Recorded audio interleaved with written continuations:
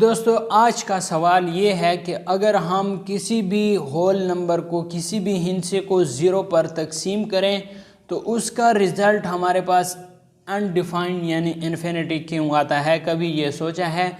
ہم تو صرف یہ کہتے ہیں کہ ہمارے پاس جو بھی نمبر ہمارے پاس 0 پر تقسیم ہو تو اس کا رزلٹ ہمارے پاس انڈیفائن آتا ہے۔ تو آج میں آپ کو اس کا رزلٹ بتاؤں گا کہ یہ انڈیفائن ہمارے پاس کیوں آتا ہے۔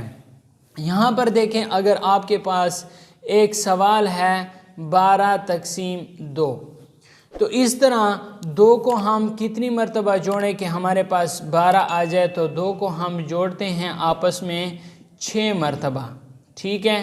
تو 6 مرتبہ جوڑتے ہیں، ہمارے پاس کیا آ جاتا ہے؟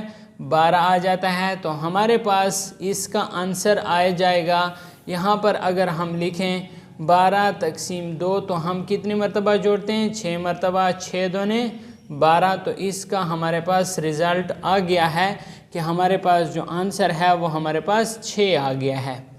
اسی طرح اگر ہم کیا کرتے ہیں 26/13 کرتے ہیں تو ہم 13 کو 2 مرتبہ جوڑ دیتے ہیں تو ہمارے پاس آنسر 26 آ جاتا ہے، ٹھیک ہو گیا۔ اور جب ہم تقسیم کرتے ہیں تو ہم کہتے ہیں کہ 13/26، تو 13 دونے 26 ہمارے پاس ایک رزلٹ آ جاتا ہے کہ اس کا آنسر ہمارے پاس 2 آ گیا ہے۔ میں نے آپ کو پہلے مثالوں سے سمجھا دیا ہے کہ 12/2 سے ہمارے پاس رزلٹ آتا ہے، اور اسی طرح کسی بھی ہول نمبر کو ہول نمبر پر ڈیوائیڈ کریں تو اس کا رزلٹ ہمارے پاس کچھ نہ کچھ آ جاتا ہے۔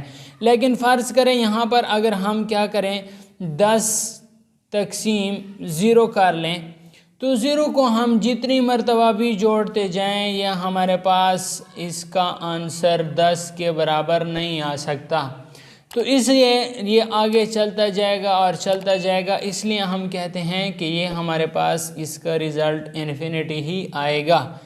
اور اگر ہم یہاں پر دیکھیں اسے تقسیم کریں تو 0 ضرب 10، تو ہمارے پاس کیا آ جائے گا؟ یہاں پر 0 0 ہی آئے گا۔ دوبارہ ہمارے پاس 10 آ گیا ہے، اب دوبارہ ہم 0 کو 10 سے ملٹیپلائی کریں تو یہ دوبارہ 0 0 آ جائے گا۔ اب اس طرح اگر ہم یہ ملٹیپلائی کرتے جائیں 10 کے ساتھ تو اس کا رزلٹ ہمارے پاس کیا آئے گا؟ رزلٹ کوئی بھی نہیں آئے گا، اور اس طرح یہ آگے چلتا ہی جائے گا تو یہ انفینٹی تک جائے گا، ٹھیک ہے؟ لامحدود تک ہی جائے گا۔ تو یہاں پر بھی ہم کہہ سکتے ہیں کہ ہم کسی بھی نمبر کو اگر 0 پر ڈیوائیڈ کرتے ہیں تو اس کا رزلٹ ہمارے پاس انفینٹی ہی آتا ہے۔